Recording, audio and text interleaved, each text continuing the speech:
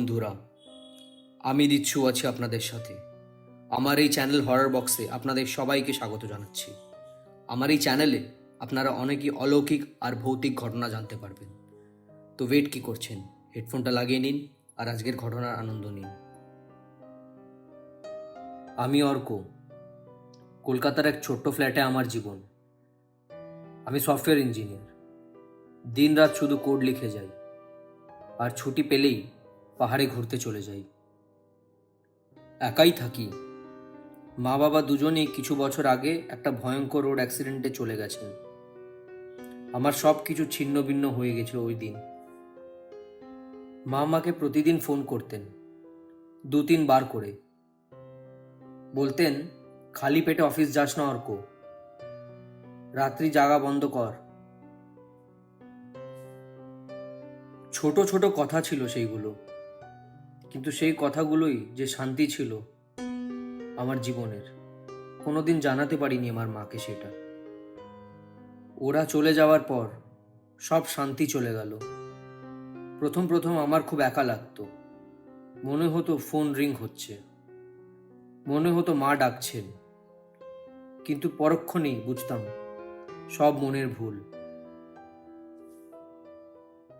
একদিন বিকালবেলায় অফিস থেকে এসে ল্যাপটপ খুলেছি, হঠাৎ ফোনটা বেজে উঠল।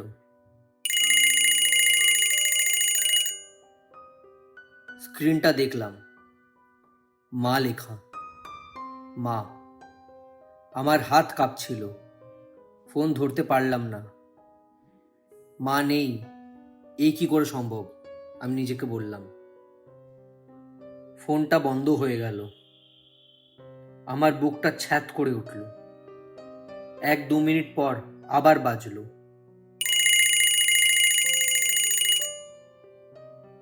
সেই একই, স্ক্রিনে মা লেখা আছে।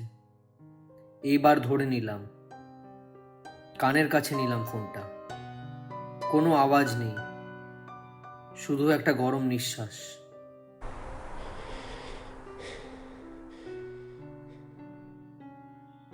আমি বললাম, কে? কে বলছেন? ওপার থেকে কোনো উত্তর এলো না, শুধু ধীরে ধীরে বন্ধ হয়ে যাওয়ার মতন একটা নিঃশ্বাস।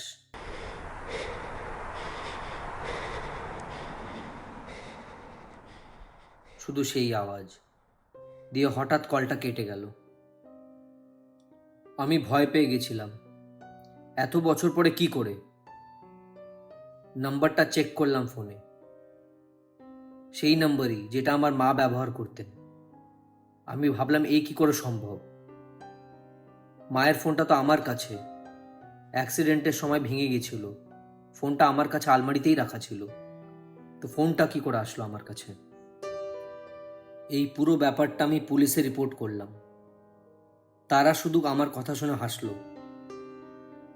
স্যার, এতদিন পর পুরনো নাম্বার থেকে কল, কেউ হয়তো প্র্যাঙ্ক করছে আপনার সাথে, বা নাম্বারটা অন্য কাউকে দেওয়া হয়ে গেছে। পুলিশের কথা শুনে আমি বুঝতে পারলাম ওরা সিরিয়াস না, কিন্তু আমার মন মানছিল না। ওই দিন থেকেই মায়ের ফোন আসা শুরু হলো। মাঝে মাঝেই আসতো, 2-3 দিন পর পর। শুধু মা দেখাতো স্ক্রিনে। যখন ফোনটা ধরতাম, শুধু একটা শূন্য আওয়াজ, আর তারপরেই ফোনটা কেটে যেত। আমি ফোনটা সাইলেন্ট করে রাখলাম। ঘরের মধ্যে আর শান্তি পেতাম না। ফ্ল্যাটের বাইরে বাইরেই থাকতে শুরু করলাম মাঝে সাঝে। মনে হতো ঘরের মধ্যে আমাকে সবসময় কেউ দেখে যাচ্ছে। এরকমই এক রাতে আমি শুতে যাওয়ার আগে ফোন চেক করছিলাম। তখন রাত 2:30 বাজে। হঠাৎ ফোনটা বেজে উঠল। স্ক্রিনে আবার লেখা, মা। এইবার আমি রেগে যাই। কে করছে এটা? আমি ফোনটা ধরলাম। আমি বললাম, কি চাস তুই? কে তুই? আমি জোরে বললাম এই কথাটা। এইবার শব্দ এলো, ছোট, নরম, একটা ফিসফিস আওয়াজ, ঠিক আমার মায়ের গলার মতো। অর্ক, ঘুমোসনি? আমার শরীরটা শিরশির করে উঠল। ওই আওয়াজ, ওই কথা আমার মা ছাড়া আর কেউ বলতো না। আমি ফোনটা ছেড়ে দিলাম।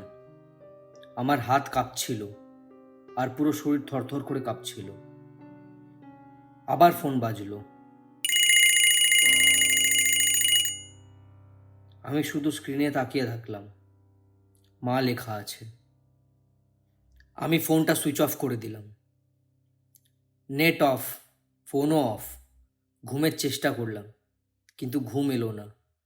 সারা রাত ঘুমের মধ্যে মাথায় ওই একই আওয়াজ চলছিল, মায়ের গলার আওয়াজ।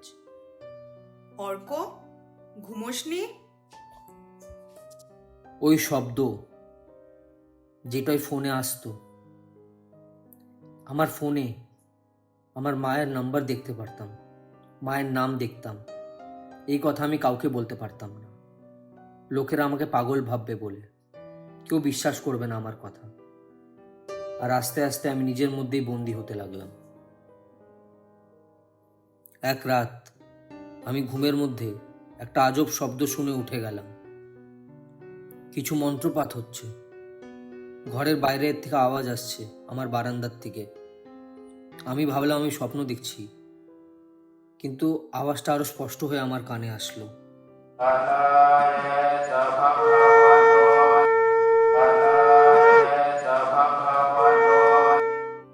ধূপের গন্ধ আসছিল, ফুলের গন্ধ আসছিল আমার নাকে। আমি উঠে দাঁড়ালাম খাট থেকে। ঘরের দরজা খুলে বাইরে এলাম। আমার হলে এক আজব দৃশ্য। আমার মা বাবা দুজনেই বসে আছেন। আমার কিছু বন্ধু বান্ধব, দূর সম্পর্কীয় আত্মীয়, তারা সবাই হোমের চারপাশে গোল হয়ে বসে আছে। আর যেখানে হোম জ্বলছিল তার পাশে থালে ফুল আর কিছু অচেনা জিনিস রাখা ছিল। ওরা সবাই হাত জোর করে মন্ত্রপাঠ করছিল। আমার মায়ের মুখে একটা আশ্চর্য শান্তি, কিন্তু তার চোখে জল। বাবাও চুপ আছে, তিনিও মন্ত্রপাঠ করছেন। আমি মায়ের কাছে গেলাম। মা, তুমি কি করছো? আমি বললাম, কিন্তু আমার গলার আওয়াজ যেন কেউ শুনতেই পেল না। কেউ আমাকে দেখতে পারছে না। আমি আমার মায়ের কাছে যাওয়ার চেষ্টা করলাম, কিন্তু আমার হাত মায়ের শরীর দিয়ে ছুঁয়ে বেরিয়ে গেল। যেন আমি নেই, যেন আমি এক অদৃশ্য হাওয়া। তখনই আমার হঠাৎ করে চোখটা আমাদের বারান্দায় রাখা আয়নার দিকে পড়ল। আমি নিজের পোশাকটা দেখলাম। সেটা সবুজ রঙের হসপিটালের পোশাক। সেই পোশাকে রক্ত লেগে আছে।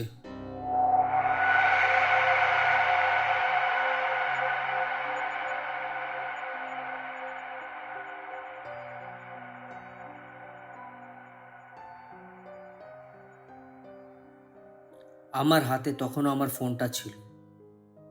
ওটাতে হঠাৎ একটা আলো জ্বলে উঠল। ওর মধ্যে তাকিয়ে দেখলাম মা লেখা আছে। কিন্তু মা তো আমার সামনে বসে আছেন। তিনি তো এখনো মন্ত্রপাঠ করে যাচ্ছেন। তারপর আমার চোখ পড়ল হোমের পাশে রাখা একটা ছবিতে। সেটা আমার ছবি। আর তার পাশেই একটা ছোট্ট বোর্ডে লেখা আছে, শ্রী অর্ক সেনের পূর্ণতিথি আজ।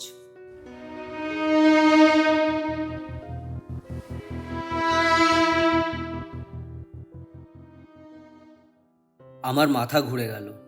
পূর্ণতিথি? এ কি? আমি তো বেঁচে আছি। আমি তো মা বাবাকে দেখতে পাচ্ছি। আমি তো সব কিছু শুনতে পাচ্ছি। ঠিক তখনই মায়ের গলার আওয়াজ আমার কানে ফিসফিস করে আসলো। ফোন থেকে নয়, বাইরের থেকে, যেন হাওয়ার মধ্যে। অর্ক, ভগবান তোর আত্মাকে শান্তি দিক। আমরা তো তোকে বাঁচাতে চেয়েছিলাম, কিন্তু পারলাম কই বাবু। আমার কথা যদি তোর কান অবধি পৌঁছাচ্ছে, তো এবার মায়া ত্যাগ কর। তুই জীবনের মোহে বন্দি হয়ে থাকিস না বাবু। ভগবান তোর আত্মাকে শান্তি দিক। আমার পায়ের তলা দিয়ে মাটি খসে গেল এইসব শুনে। আমি তো বেঁচে আছি, তাহলে এইসব কি দেখছি? যাতা আর এসব ভাবতে ভাবতেই হঠাৎ করে একটা সাদা আলোর ঝলকানি আমার চোখের সামনে চলে আসলো। আর আমার চোখের সামনে সেই দিনের ঘটনা আমি দেখতে পাচ্ছিলাম। ওই দিন অ্যাক্সিডেন্টে আমি মারা গেছি। কারটা আমি ড্রাইভ করছিলাম।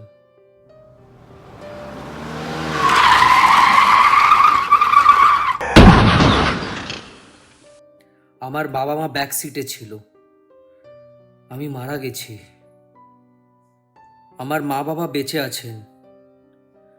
তারা আমার আত্মার শ্রাদ্ধ করছেন আজ, আমার শান্তির জন্য। কিন্তু আমি তো শান্তি পেলাম না মা। এর মানে কি আমি নিজের মৃত্যুতেই বন্দী হয়ে আছি? আমার ফোন, আমার জীবন, মায়ের ফোনের কল, আমার সবটাই তো মিথ্যে হয়ে গেল মুহূর্তের মধ্যে। মানে যেটা আমি কিছু বছর ভাবছিলাম সেটা নয়। শুধু 5 দিন হয়েছে আমি মারা গেছি। আমার মা বাবা আমার সামনে আমার শ্রাদ্ধ করছেন,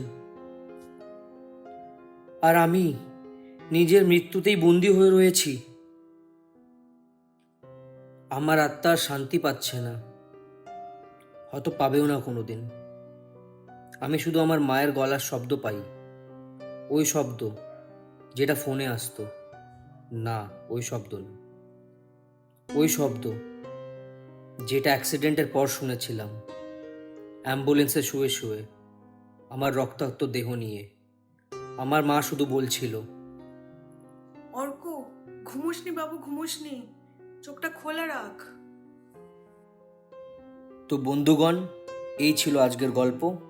আশা করছি আপনাদের সবাই এটা খুবই ভালো লেগেছে। আমার এই চ্যানেলটা একদমই নতুন, তো প্লিজ একটু সাপোর্ট করুন। আর আমি দেখেছি যে আপনারা আমার গল্প তো শুনছেন, কিন্তু লাইক বা সাবস্ক্রাইব করছেন না। তো আমি আশায় থাকবো আপনাদের যদি গল্পটা ভালো লাগে তো লাইক আর সাবস্ক্রাইব দুটোই করবেন, আর পারলে শেয়ারও করবেন। ধন্যবাদ।